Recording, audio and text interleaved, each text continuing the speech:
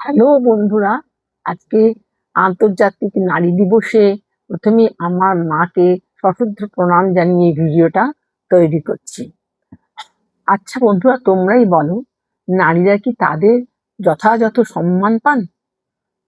বাসে, ট্রামে, রাস্তাঘাটে, স্কুলে, কলেজে, যেখানেই বলো, তাদের সম্মানটা কিন্তু তারা পান না।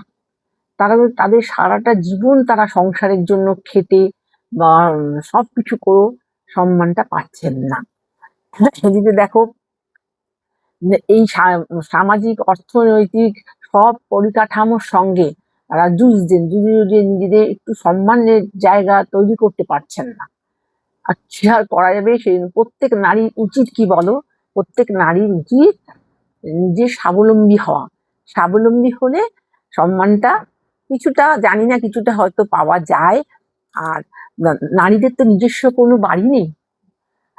জন্মাবে জন্মাবে তো তোমার বাবার বাড়িতে, বিয়ের পরে শ্বশুর বাড়িতে বা স্বামীর বাড়িতে, তারপরে বয়স হলে ছেলের বাড়িতে।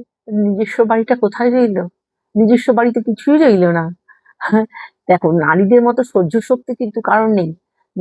নারীরাই কিন্তু নারীরা না থাকলে বিশ্ব ব্রহ্মাণ্ড তৈরি হতো না। কি করে হতো? নারীদের জন্যই তো আমরা প্রত্যেকে, প্রাণী জগৎ নারীদের জন্যই এই পৃথিবীর আলো দেখতে পায়। দেখো, মা দুর্গাও কিন্তু একজন নারী ছিলেন। নারী, তিনি কিন্তু দুষ্টের দমন করে এই বিশ্ব ব্রহ্মাণ্ডকে রক্ষা করেছিলেন। তাই আমি প্রত্যেককে বলবো, আপনারা নারীদের যতটা পারবেন সম্মান দিন, নিজেরা রক্ষা করুন, যাতে নারীরা ভালো থাকে এবং সুস্থ থাকে। দেখবেন আপনার নারীদের অযথা কোনো সময় অপমান করবেন না। ওদের উপরে কিন্তু অনেক কিছু নির্ভর করে, এটা মনে রাখবেন। সংসার সুখের হয় রমণীর গুণে। সেই রমণীকে যদি আপনারা ঠিক মতো সম্মান না দেন, তাহলে সংসারটা সুখের হবে কি করে বলুন? একটু তো দাম তারা পাবে। এত কষ্ট করেন, এত কিছু করছেন, অফিস কাচারি সব কিছু করে সংসারটাকে সামলাচ্ছেন, কর্তব্য করছেন, আত্মীয় বাড়ি যাচ্ছেন, সবকিছু করছেন, কিন্তু সম্মানের বেলা কিচ্ছু না।